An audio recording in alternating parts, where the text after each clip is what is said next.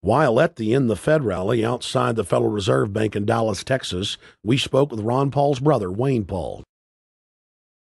1913, the Federal Reserve Act was passed, floor of the House, where 3 members of Congress were on the floor. At that time, they only needed a majority of votes to pass it. So in 1913, the Federal Reserve Act was passed. 20 years later, 1933, under Roosevelt, the United States was declared bankrupt. And in 1933, the Federal Reserve private bank says, okay, USA, what are you going to pledge as collateral on the debt you owe me? What happened by 1936? Does anybody know? We instituted Social Security system, and you and I and our children and our children's children were pledged as collateral on the debt of our government to the Federal Reserve. And that's where we're at today. It took 20 years to make this country bankrupt, and since then, our government has operated under emergency powers of our government. It is not the president that makes the decision in this country. It's the Secretary of Treasury who turns around and is put in there by the Federal Reserve to manage the bankruptcy. We've been in bankruptcy ever since. So to print $700 billion and to give it away, how do they get away with it? The manager of the bankruptcy is told by the Federal Reserve this is the way to go. That's where we're at today.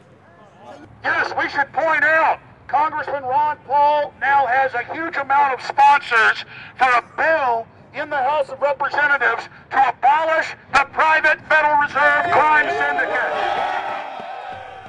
In 1913, the money power of the country was taken away from the people.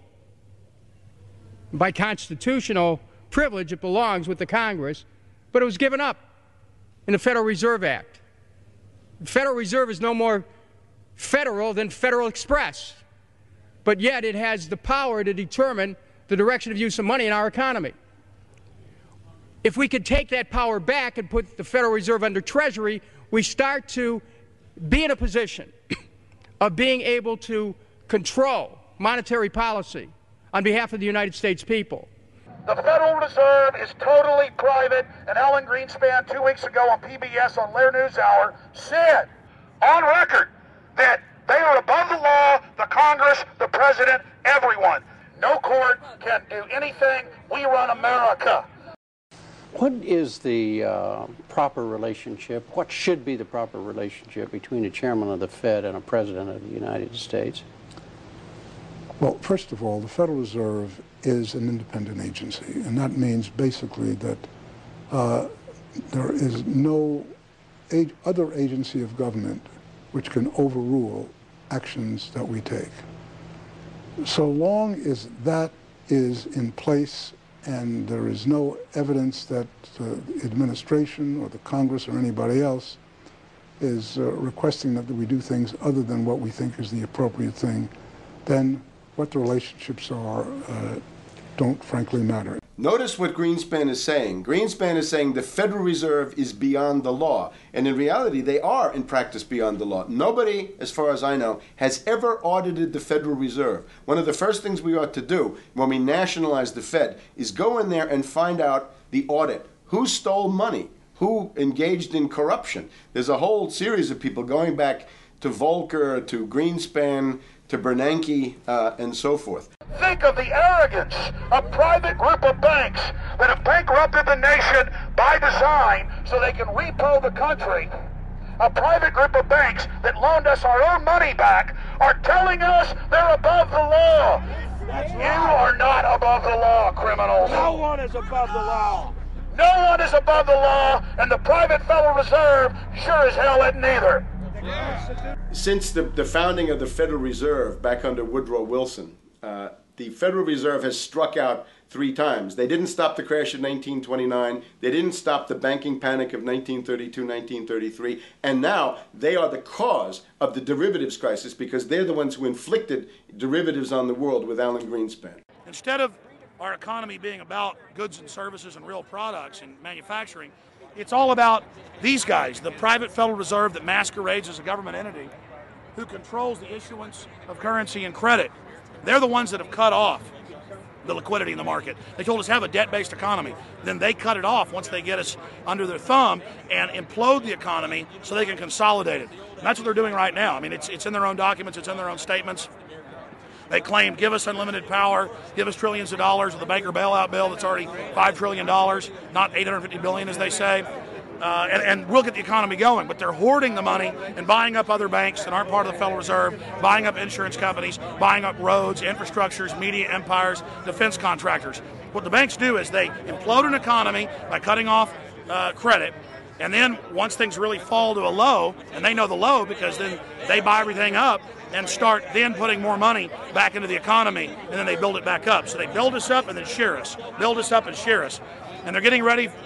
All over the world, they're always shearing some country, imploding it. Comes out in their own IMF and World Bank documents. That's just the foreign arm of the same cartel.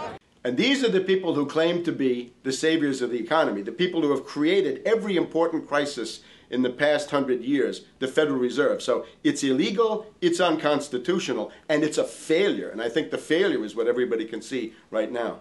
Yeah, what they do is they make you think Clinton's evil in running things. Then, oh, Bush will save us. And then, oh, Bush was evil. Now we'll be saved by Barack Obama, but he's just a puppet. But as we get deeper into this phase, when they implode the economy, they have all the money and all the control. But they also like to pose as the savior. So Obama is meant to be the savior during the Depression, and he'll save us with a 1 million person, he said, is bigger than our military, domestic spy force, a 3 million person environmental spy force. So giving people these jobs to be government bureaucrats and spies to go out and manage the other 290-something million Americans.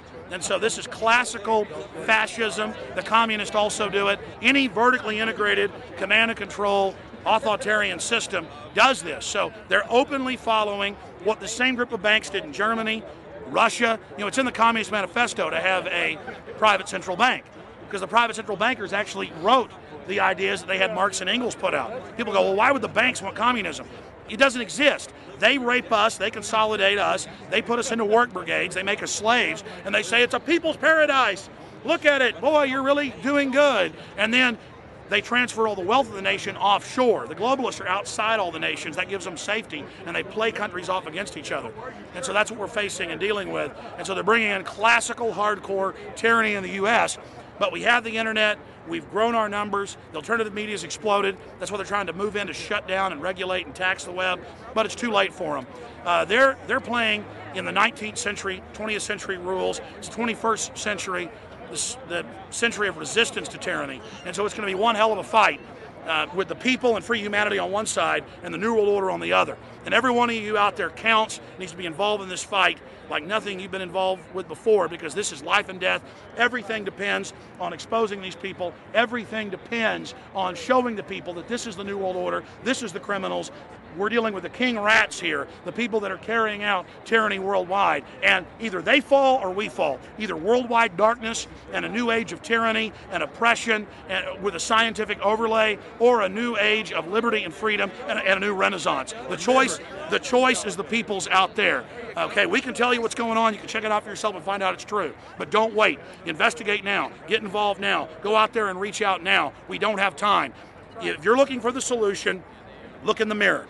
Look right into the mirror, because you out there, men, women, old, young, black, white, doesn't matter. It's going to be up to you if they win or if liberty succeeds and the people have a chance of having any future. These are cold-blooded eugenicists. These are cold-blooded people who think they're God, think that they're our masters, that think that we're animals. These are the guys that funded Lenin and Stalin and Hitler and Mao. These are the guys, it's all on record, that bankroll this stuff. They are hardcore vicious, and they must be resisted.